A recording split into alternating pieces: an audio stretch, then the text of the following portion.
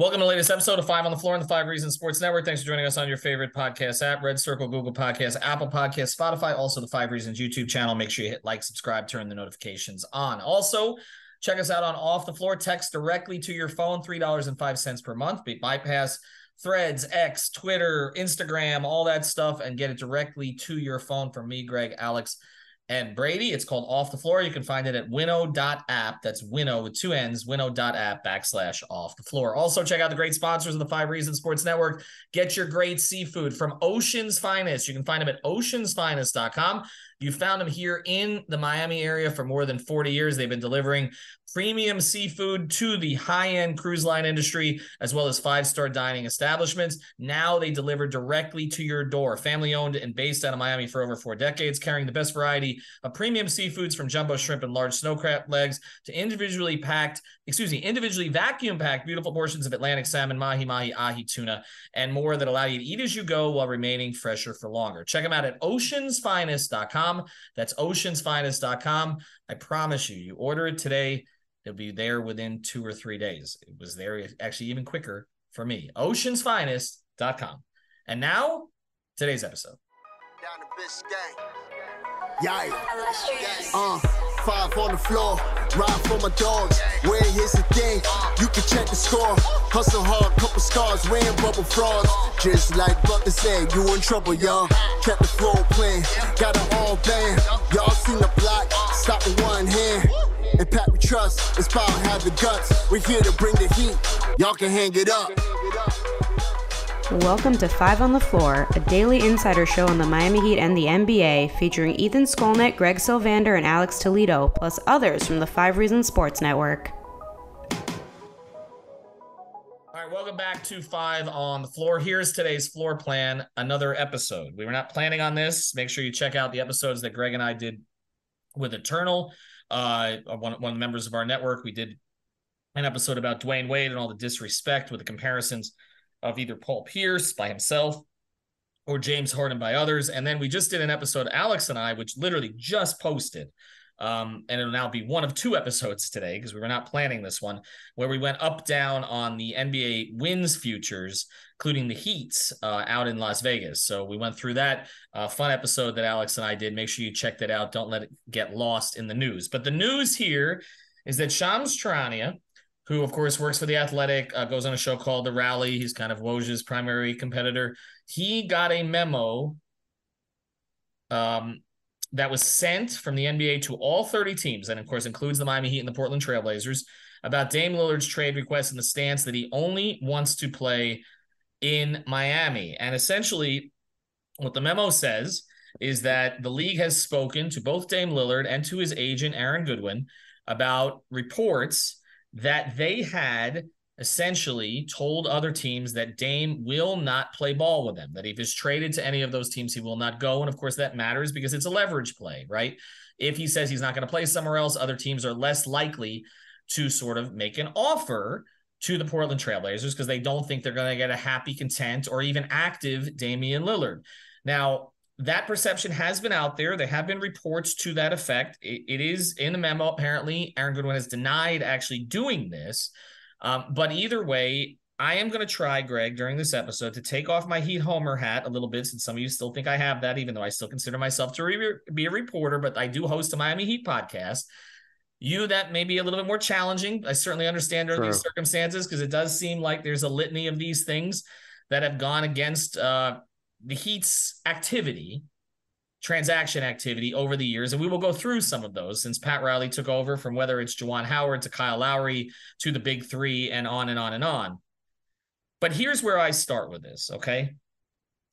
And we'll get into whether or not the league should have a legitimate concern about a player under contract threatening not to play somewhere else, and whether or not, as some in the Northeast media specifically, who don't want Dame in Miami, very close to Adam Silver's office, okay, of course, in Midtown Manhattan, and other places nearby, they're concerned that this is sort of the next leg in the player empowerment movement that is not good for the game, that essentially you have a player who's not asking to go somewhere else in free agency, or is not even asking, to be traded anywhere, while he's still under contract, but a player who has just signed an extension who is saying, just trade me one place. And so, everybody's gotten their, bleeps in a bunch, okay, about this, okay, especially if they're not related in any way to the Miami Heat about where this is going. Even Dr. J, I saw an interview with Joy D'Angela, who you should follow her work. Dr. J went off on players who are sort of hopping from team to team. He mentioned Durant specifically. He seemed to imply LeBron. But I will say this, even he said that Dame, of all people, had a right to do this because he had given his team more than a decade. He said 12 or 13 years. It's actually been 11, but more than a decade to get things right, and they didn't. And again, I want to be clear from my perspective on this, as I view this. Dame Lillard has done everything right in this situation. And I'm not just saying this because he's wanting to go to Miami. He laid it out for the team. Like, he hasn't hid his desire to stay in Portland for 11 years, but also what he needed to continue to stay. And the team has acknowledged, Joe Cronin, the new general manager, and relatively new within the last 2 years, has acknowledged in a press conference, he said that he has failed Dame Lillard.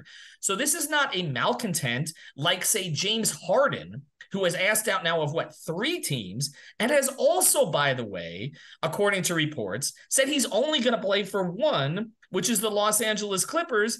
And yet nobody seems, Harden, who is someone who has actually ruined the game in a lot of different ways, on the court and off, my feelings about him. There doesn't seem to be an uproar about him, but there was a memo sent about Dame Lillard. We will get into the Riley stuff, but Greg, I want to let you get into this because there are a lot of interesting perspectives about who this helps, because Heat fans freaked when they saw the memo, okay? But there is a possibility, which we will touch on, that this actually helps Miami, but I just want to let you cover the whole thing from the start. Well, and another part of this that I thought you brought up pre-show was like the NBA just getting involved, like unprompted. They send a memo. That's a little weird and unprecedented. So I think like that's something also that we're digesting as well.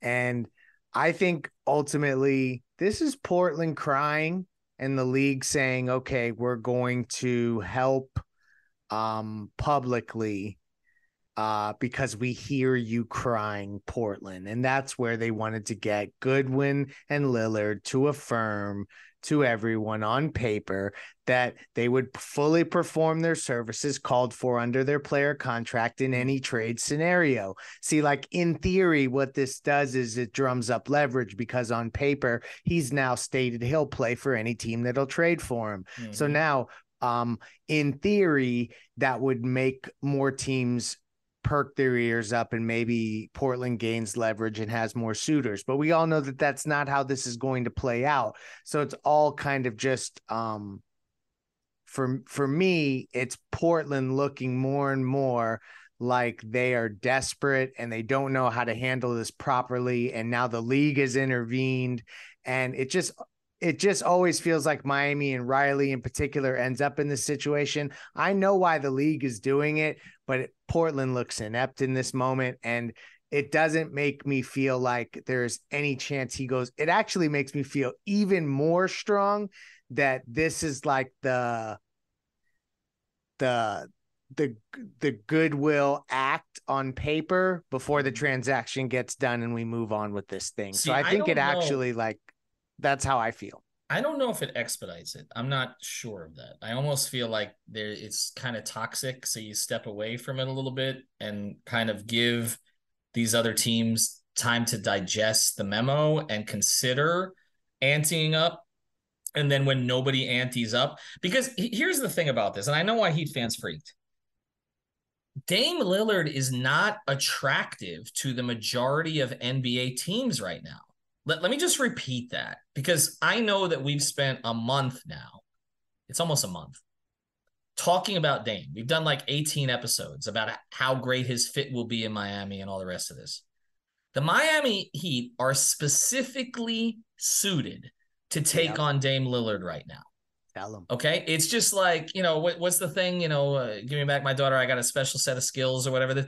They are specifically suited to this because A, he wants to play with them. B, they have a player that he is very close with who he wants to play with. C, they are in a contending championship window, which does not apply to about half of the league.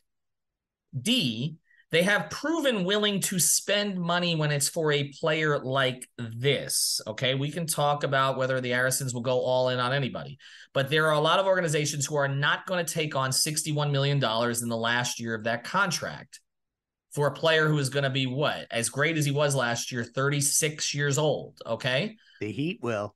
The Heat will, because they've dealt with it, and they just did it with Jimmy with the extension. Not this big, obviously. It looked like it at the time, but no.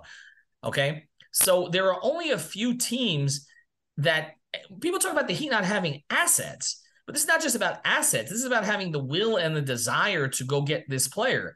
How many teams around the league are we really talking about? Boston is out of the picture. They did the Jaylen Brown extension, correct? Okay. The Western Conference. It's not going to be Phoenix at this stage. It's not going to be Golden State, okay, even though he's from Oakland. So it's not going to be them. Denver is not making this move right now. They're running back a championship team. The Clippers, really, with what? Okay, I mean, they just had to get Kawhi back on the court. Are they trading Kawhi to get Dame? Is Portland Plus, they're getting Kawhi? James Harden. And they're getting James Harden, of course, because his request is okay. And they training for Kawhi with a degenerative knee condition. They swapping Paul George for Dame after the conversation? No, so it's not going to be the Clippers, right? Okay, so look at the rest of the Western Conference. Which teams are contenders? New Orleans going to flip the whole thing? No, there was some conversation about Zion maybe going there to play with Dame, but they're not going after Dame right now. Where is this mystery team that the NBA is trying to create a market for Portland for? I mean, when Joe Cronin's looking at his list, if he's got a board, okay, as a lot of teams do, I was in Pat Riley's office, okay, and they have players listed on the board, okay, they have teams, okay, stop it, okay, but I'm just saying, like, teams could, they'll do the research on this. Who do they think? Who is this white knight that is coming through to save Joe Cronin at this stage? The Brooklyn Nets are not coming through to save Joe Cronin at this stage. Nope. They could have done it. They did the Joe Harris thing. They're in this potentially for Tyler Hero. Is OKC doing it? Okay, is OKC going to trade Shai Gilgeous-Alexander, make other moves? That team is on like a 3 to 4 year track to being a dynasty potentially if they just stay with what they've got. They're going to bring in a 33-year-old point guard when they already have Shai, so that in 3 years that contract is going to be $61 million. You think Sam Presti's making that move? So who are we talking about? You're trying to get Masai off his ass in Toronto? Is that what you're trying to do? Because it ain't going to be the Knicks, no matter what Stephen A. Smith says. Okay, they have Toronto's probably the only one, the only team. Yeah. The only and that's even just us like having to find one. You know what I'm saying? Right. Like it doesn't even make real sense. Is Atlanta trading for him? No. Are teams like Detroit, Orlando, San Antonio, Indiana, Houston, teams that are in rebuilds? Are you trading? So what are we talking about? Philadelphia? I mean, did Morey complain? I mean, it's funny. I put up a poll here, like who was the most likely to whine about this? Right. And Cronin's winning, but a lot of people suspect Mark Cuban because they always suspect Mark Cuban. But even Dallas is not in play for him. Probably Dan Gilbert even is leaving this one alone. Right. Right. Okay. So like, what is this team? Like Dan Gilbert is training for Dame, who doesn't want to be there after he's already got Donovan Mitchell, who clearly is not going to be there in a year or two, right? Because he's already ticketed for New York. This is, I agree to a certain extent that this is performative. I understand why Heat fans get freaked and they feel like everybody's against Miami, because it does certainly seem that way. And we will get into that here after the break. But this is from our guy, Chris Kaufman. And if you don't follow Chris, CK Parrott, you should, because honestly, he's as good as anybody covering the Miami Dolphins. Okay. He is as good or better at what he does in our network. Correct. As we are on our side, on the Heat side. Okay. CK. And he also, by the way, follows a lot of basketball too, and tries to sneak in here sometimes. Okay. CK posted this. All right. This is a public humiliation easily perceived as instigated by the Blazers. The team that broke a million promises is now publicly embarrassing Dame and playing dirty, getting Silver to put him back in his place. Zero chance Dame plays ball with a trade anywhere but Miami now. And that's the most interesting part of this. According to the memo, he's going to get fined what? $150,000? I don't know that they put money on it, but they just said that Barry tweeted something to that discipline effect. going forward is what they basically said. Any similar comments by players or their agents will be subject to discipline going forward. Okay, so I'm going to try to find it because I thought Barry had posted something to this effect, and my point on it is this: I don't think there's any amount of money you could find Dame Lillard at this stage, which is going to move him off his chosen position before he gets more entrenched because he's pissed off at the way Portland is handling this. Dame stayed 11 years with a franchise that most people thought he shouldn't have stayed with past 6 or 7 because he is a stubborn SOB. Okay. And now that he's flipped, you got it? Yeah. So Barry Jackson was referencing, and this is a good thing to mention, is that he never said publicly that he wants to be traded to the Heat. Obviously that was Goodwin that made that out there. But the league can fine him as much as $150K if he says that publicly. So basically that's what the NBA is threatening today to do if any more of that happens. Can I do some quick math for you? Okay. What does Dame make this year? I know it's $61 million at the end of the year, at the end of the contract. What does he make this year? You got it? Somewhere like 42, 44, somewhere in that ballpark. Right. 45 at the most. We should know this off the top of our heads, but let's do 42. Let's divide it by 82. Dame Lillard makes 500 roughly, again based on that number, $512,195 per game with 12 cents. Okay, now let's divide. So how many times is that times 50? Was it 150,000? They can find him. You ready? Hold on. 45.6 million Dame makes, by the way. So it's even more. Basically, they can find him up to 1 quarter of basketball. 1 quarter. Do you think that Dame Lillard is going to move off of his stated position for 1 quarter? And then, so this begs the next question. How far does the NBA want to go to turn one of its most popular players, a player who has been well-liked for the entire course of his career, who has a deal with a major beer brand in Modelo, which, by the way, plays that commercial plays more than Jimmy's does on Michelob Light. It plays... Doesn't get in trouble. TNT engages with the fans in social media, even when the fans come after him. He has been incredibly engaging with them. He'll go back at them sometimes.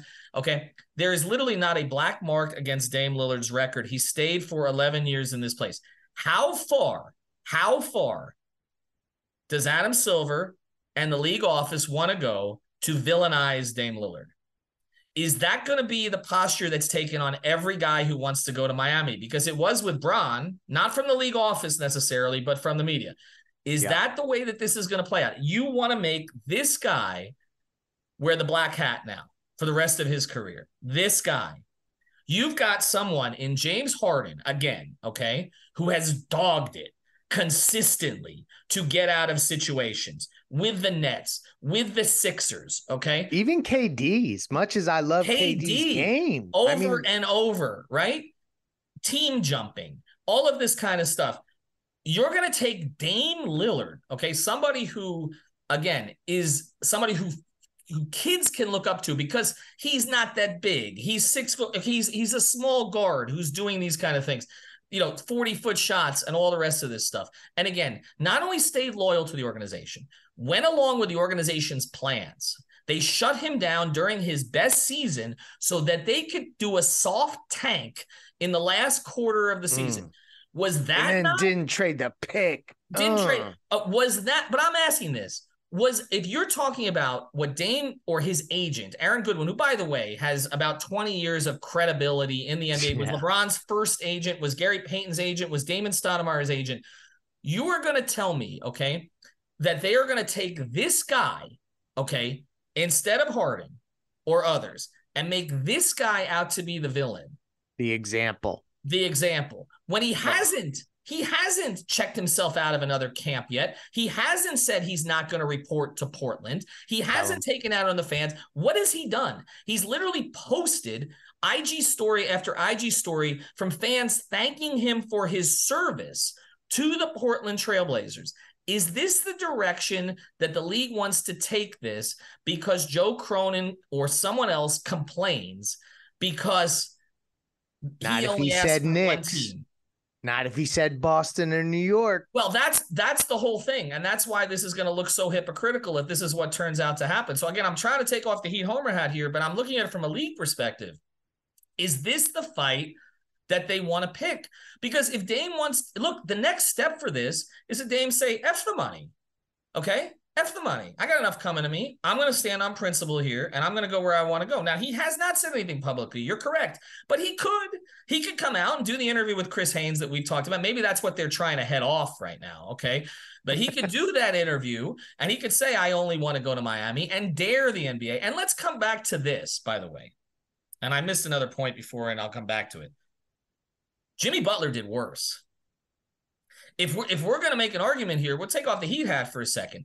Jimmy Butler, literally, in Minnesota, stopped reporting to the team, showed up at a random practice, as Jeff Teague tells the story, okay, ran with the third stringers, disappeared before he could even run again, okay? Tibbs wasn't even expecting to see him there, and was already on television with Rachel Nichols embarrassing the Minnesota Timberwolves until they actually were going to move on something. Dame hasn't done any of that. Dame hasn't gone full Jimmy. Somebody told me at the beginning of this process, Dame was going to need to go full Jimmy. He hasn't gone full Jimmy. So what are we talking about here? Is this really the guy that you want to take on and make an example of when you have so many other examples that you could go after here? And there were no memos sent about any of them. Where's the James Harden memo? Where's the memo to the Philadelphia 76ers that if James, on the other side of this, if James Harden decided to opt into his contract and took potentially less money than he could have in free agency because he was promised to trade, where is the memo to the Philadelphia 76ers? Why haven't they traded him yet? Yeah. Why has James only asked for one team?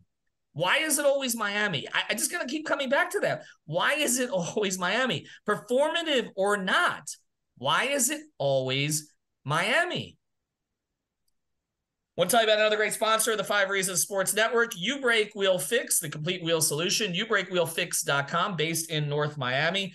They can do the powder coating. They can do the repairs. We know the streets of South Florida, not so forgiving. Big Miami sports fans as well. Reach out to Mark and his team. Mention 5 Reasons. You can find them at YouBreakWheelFix.com. That's YouBreakWheelFix.com. And again, they're based in the Aventura area. A lot of you got a chance to meet Mark at our watch parties. Great person. They do great work too. And check them out on Instagram as well. It's at Wheel Fix. Also want to tell you about Better Edge. That is our betting partner here. That is legal. The NBA cannot send us a memo for this, okay? That is legal in 44 states, including the state of Florida. You are betting against others who use it. You are not betting against a bookie. And because of that, again, it is legal and you can find the lines that you want. Use the code 5RSN at Better Edge. That's with an O, betteredge.com. Use the code 5RSN and you will get $20 to play automatically. You also run all kinds of tournaments, cool events on there. So make sure you check it out. It's at betteredge.com. All right. I'm going to go through a little bit of history here. Okay. Because I'm going to give benefit of the doubt to some. Okay. Because I tweeted this. And of course, there are some that have to jump right over the top of this. So I'll get to this. I tweeted the Juwan Howard contract, the new CBA rules after Dan Gilbert whined about the Heat, the recruitment of Kyle Lowry. Remember that the Heat lost the draft pick for that, for tampering, even though every team does it. Yeah. Now the decision by Dame Lillard. I said, why does the league seem to only step in when it's the Heat? Chris Paul aside. We'll discuss on 5 on the 4. Okay, so agreement from this. Of course, Heat fans are saying facts and out-of-state fans are saying Kleenex. But I'll give you this because this is from a quote-unquote professional reporter. This is Sam Quinn, CBS NBA reporter based in New York, actually, according to this, even though their CBS offices are down here. Okay. So he tweets at me, Chris Paul aside is an important distinction, ! The Lakers literally had a legal trade invalidated. That is true. This trade has not been invalidated yet, although Sam had ownership issues. There were ownership, they were absent owners, basically. The league owned the team. Correct. Yeah. So they thought that they were like basically double dipping and like making a deal that was in the best interest of themselves or whatever. So it was like, that's a unique scenario. Yeah. The league owned it was the Hornets at the time, I guess. It was not the Pelicans yet. Is that correct? I'll have to go back and check, but okay. All right. Sam Amico, by the way, who he's been on the podcast here. Not Sam Amick, but Sam Amico. We always make that distinction. Covers the Cleveland Cavaliers. He did tweet that the league could. I'll have to look at his exact wording, but the league could veto a trade. But to this point, that has not been done. I don't believe there's any way that would actually happen. If that happened, all hell would break loose. But anyway, the Chris Paul thing is sort of an aside because I mentioned it, so he jumped over me on that. Then he said the Juwan Howard contract was illegal. The Heat didn't have the cap space for it. All right, I'm gonna give people a little bit of a history lesson on this, okay? Because depending on who you talk to with the Heat, they either got caught with their hands in the cookie jar a little bit, or they got completely screwed. I will tell you that the best quote in NBA history, maybe second best, shut the F up and manage your own team, Danny Ainge. Paraphrasing there, was the best quote I've ever heard or ever had scribbled to me as I stood outside of a locker room, scribbled to me and three other reporters by a Heat PR director. Okay. But this is the best quote I ever heard on a conference call. And I will just say this for a little personal history, how old I am. This is literally the first Pat Riley conference call I was ever on. So I was working for the Palm Beach Post. I'd come out of college and grad school. I was interning up there. I was sort of the backup writer on the Miami Heat and the Florida Panthers at that time for the Palm Beach Post. And so Tom D'Angelo was the beat writer, but I got put on this conference call. And this was after Juwan Howard was taken away. And Pat said, and I'll never forget this again, because this is my first ever Pat Riley. Imagine this introduction. My first ever Pat Riley conference call. I spent the weekend at my proctologist trying to remove the NBA's 17-foot pole out of my rear end. That was Pat's quote. For those that hurts so bad, by the way, as a fan. Like, what, the proctologist or okay, here we go. You ready? No, like getting Juwan, like thinking that we had Juwan and Alonzo, like that was unprecedented. Like this is before the age of free agency, Ethan, and all this big trade specials and all that. And then it was taken away from us. Continue. Well, they had already gotten Zoe the summer before. Okay. And they had actually already added Tim. So this was the summer of 1996. And I'll read, this is from a story on Heat Hoops. I don't know who, by Albert. I hope maybe that's Albert Nachman. I believe it might be actually. Okay, so it's by Albert. So there you go. For those familiar, this is a cap expert. The Heat began the offseason with just $4.6 million in salary commitments to four players: Sasha Danilovic, Kurt Thomas, Keith Askins, and first-round pick Martin Mursep, leaving an NBA high $20.1 million available of cap space below the $24.4 million salary cap. My God. Okay. Mourning now and a pending free agent was a cornerstone of the vision. Okay. 1 minute after the new labor agreement was finalized at 4:59 p.m., the NBA's free agent marketplace officially opened. Riley kicked off the summer by turning his sights to three players: Gary Payton, whose agent, by the way, was Aaron Goodwin, Juwan Howard, and Alonzo Mourning. Pairing the three would certainly boost Miami into the league's upper echelon, but with just $20.1 million to allocate and no maximum salaries back then, the money was going to be tight. Riley knew he could leverage Mourning's $6.8 million cap hold and full bird rights to exceed the salary cap in giving him any first-year salary demanded. But that would leave just $13.3 million in first-year salary for Payton and Howard to split, which would grow up to 20%. Each season thereafter and span a total of up to 7 years. The chance to get both was remote. If there was to be only one, Howard was the clear priority. Okay. People don't realize how good Juwan Howard was at that stage. He'd averaged 22 points, 8 rebounds, and 4 assists the year before, and he was only 23. He had opted out of his existing contract with Washington. The initial bidding for Howard would take place at the headquarters of his agent, David Falk, who, by the way, also represented Michael Jordan, Patrick Ewing, and, of course, Zoe. Okay. The Bullets opened the bidding with a 7-year, 70. Okay, but anyway, going through this entire thing as we go forward, and I'm going to post this on our feed here, on our Off the Floor feed. At around 1 a.m. on Saturday, July 13th, Riley's phone rang. Howard was on the other end. Coach, he told Riley, "I'm coming to Miami." Bullets general manager Wes Unseld will go on to claim that he called Falk in the afternoon of July 13th after the Heat had reached a deal with Howard to increase his offer to 7 years and $94.5 million, but that Falk quickly rejected it. Falk denied having received such an increased bid, accusing the Bullets of using spin control to make it look like they were really close in the wake of widespread outrage from Bullets fans. Nevertheless, for Riley and Miami, Howard was secured. The Heat was making progress with Peyton as well. And to go through this here, okay, essentially what happened was the order was off. Yeah. Okay. The order of the deals were off. And again, I'm paraphrasing. But essentially, it was Howard's deal would start at $9 million, leaving just $4.3 million for Peyton, which could pay out as much as $47.6 million, including potential bonus money over 7 years, the total which could only increase. But renouncing a bunch of guys, okay, this is, again, cap gymnastics that Albert would know, Andy Ellisberg would know, and I'm going to pass over. But essentially, GP re-signed with the Sonics for $85 million. His agent, Aaron Goodwin, again, we're talking about now, this is almost a 3-decade relationship that the Heat have with Aaron Goodwin. His agent, Aaron Goodwin, would go on to say, we were happy the Heat signed Howard. That made a better team for Gary to play with. Gary likes Pat Riley and what the Heat are trying to build, but he also likes what the Sonics have done and considers the Seattle fans irreplaceable. When the moratorium ended on July 17th, the Heat officially signed Howard to a 7-year, $100.8 million contract, making him the NBA's first ever 9-figure player, more than Hakeem and David Robinson. Okay, with Peyton no longer an option, Riley quickly worked to reallocate his money. They signed P.J. Brown, they re-signed Tim Hardaway, and the final move in the master plan was to sign Zoe to a 7-year, $105 million contract, utilizing his bird rights to legally exceed the salary cap by $2 million. The opportunity was made possible because Morning's $6.8 million cap hold was $2.5 million less than his $9.4 million salary to be.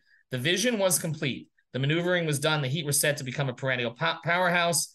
And then on July 31st, that's almost 2 weeks later, with Howard parading around Miami as a member of the Heat, the league shocked the NBA world by voiding his contract a full 2 weeks after it was executed. 2 reasons were given by the league for its decision. First, this is the quote. First, the Heat incorrectly calculated their available cap room because they excluded performance bonuses provided for in contracts submitted for Tim Hardaway and P.J. Brown that should have been included. Second, Miami had already reached a deal with Alonzo Mourning prior to the signing of Howard, thereby further reducing the amount of cap room available for the contract. Okay, there's more to this. I'm going to let other people. And also, Alonzo went on and did an interview as the first $100 million player, but Jawan had to be the first $100 million player, not Alonzo. And unfortunately, that went viral because I believe it was on ESPN. It was, and that was one of the things here that affected this. And just, again, to sort of make the point here as we go forward, this became, a huge controversy. Okay. And again, to go through all of the details, Riley made his argument. The NBA, led by David Stern at the time, would not hear it. And Riley had a quote here. He said, after Howard's contract was void on July 31st, in no way, shape, or form has there ever been an agreement with Alonzo Mourning. We're in the process of trying to finalize terms with him. Riley was equally infuriated by the allegations of misappropriation of performance bonuses for Brown and Hardaway. Okay, so again, there's a lot more detail here, and I already read more of it than I thought I was going to read, so I'm going to post this on Off the Floor. But the point was, the Heat felt at the time that they were being penalized for things, verbal things, that other teams were doing. Okay? And this came in the wake of Riley leaving New York, which was unpopular in that area, again, where the league office is based. And so if you want to know where the persecution complex for Miami Heat fans, the old school Miami Heat fans, came from, it's from that. Yeah. It's from the Jawan thing. Like, I was asked the other day, and we did this on an episode where we took a mailbag, Alex and I, and we went through some of the questions that came in Off the Floor, and we said, okay, where did this start? And I think in the modern era, it's the big three era. It's LeBron coming. People didn't want LeBron in Miami. They didn't feel that we deserved him in Miami. If he had said New York or LA, everything would have been fine. They wouldn't have cared about Cleveland. He came to Miami, and so it was a problem because we're a tourist town. Nobody works here. All this bullshit, right? Okay. That's where it started in the modern age. I don't really think it was Shaq in 2006. I think Shaq had kind of worn out his welcome with the Lakers, and that team was transitioning to Kobe anyway. I don't think it was Shaq. But if you go back further, the roots of it are 96. And I do believe that a lot of the way that the Heat organization has operated since is as a result of the Juwan Howard thing. I think first thing, Andy getting promoted as he has over the years, I think was a response to this situation that we're not going to have these mistakes made again. Okay. Yeah. And they haven't. But I also think that them being so insular, them not leaking, them not talking about things, and which, by the way, bounces back on them because national media guys don't like them because they don't get information from them, and they don't take care of anybody. But if they clarify with anyone, it's going to be the local guys first, which is not how it operates in many other cities. So they don't get the benefit of the doubt. They do not. That's why Woj is carrying not just water, he's carrying vodka, tequila, every other thing you can imagine for the Portland front office because he doesn't get anything from the Heat organization. I think all of this stems back to that. I think that the Heat has wanted itself to be kind of an outlier, villainous organization as it comes to the NBA because they felt so screwed over in 96. Okay, so you can read the article on Off the Floor, but there is a pattern of this stuff, and it is why Heat fans get in their feelings, even though that memo was not directed at the Heat. It was directed at Aaron Goodwin and to a certain extent at Dame Lillard. Okay. And so I think that history is important because that is why I got to think the Heat are furious today because there is this history of this. I mean, the Kyle Lowry thing, they lost a second-round pick. How many teams have done the exact same thing that the Heat were accused of doing, which, by the way, they have denied, and they lost a second-round pick out of that? The big three, they went after free agents, and literally Dan Gilbert stomped his feet until the CBA was changed as a result. And then Gilbert ended up getting LeBron back and put together his own big three. And had to deal with those luxury tax consequences. Exactly. It bounced back on him in boomerang. But I just thought, I know people just want to talk about Dame. I understand it. But I just wanted to get to a little bit of a history lesson here because if this thing is overturned,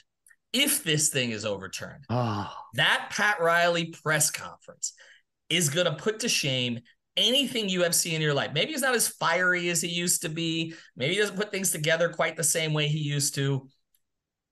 But that proctologist quote, that's nothing compared to what you're going to get here. So we just that's not going to happen. Don't worry, folks. We're going to leave it there. You say don't worry. I'm going to let people not worry. Oceansfinest.com, Better Edge. Use the code 5RSN. And also, you break, we'll fix. Have a good night, everybody. Thank you for listening to the Five on the Floor on the Five Regional Sports Network.